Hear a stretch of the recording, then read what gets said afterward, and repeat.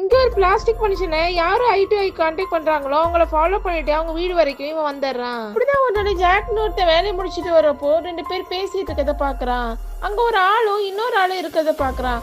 அந்த இன்னொரு ஆளை பார்த்தோன்னே ஜாக் பயந்துடுறான். அவன் ஃபுல்லா பிளாஸ்டிக்கான மனுஷன் மாதிரி இருக்கான். அந்த பிளாஸ்டிக் மனுஷனும் ஜாக்க பாத்துடுறான். உடனே ஜாக்க அவன் துரத்த ஆரம்பிச்சிடுறான். ஜாக் கஷ்டப்பட்டு அவங்கிட்ட எஸ்கேப் ஆகி வீட்டுக்கு வந்துடுறான். வீட்டுக்கு வந்து அதை பத்தி இன்டர்நெட்ல சர்ச் பண்றான். யாரும் அந்த பிளாஸ்டிக் மனுஷனை ஐ கான்டாக்ட் பண்றாங்களோ அவங்கள ஃபாலோ பண்ணான்னு போட்டிருக்கு.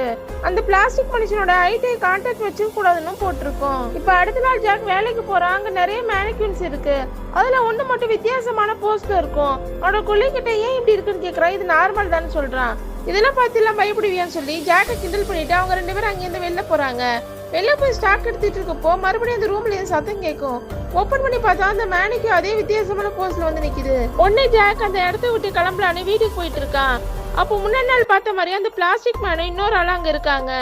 இதை பார்த்து ஜாக்க பயப்பட ஆரம்பிச்சிடறான். இப்போ இந்த மேனிக்கின் ஜாக்க துரத்த ஆரம்பிக்குது. ஜாக்க வேற வழி இல்லாம திரும்பி அவனோட வேர் ஹவுஸ்க்கே ஓட ஆரம்பிக்கிறான்.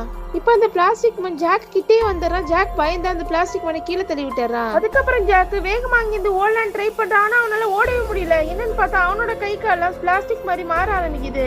அப்ப அந்த இடத்துக்கு பிளாஸ்டிக் மேன் கிட்ட பேசிக்கிட்டு இருந்த ஆளு அங்க வந்து ஜாக்க பார்த்து நின்று சிரிக்கிறான்.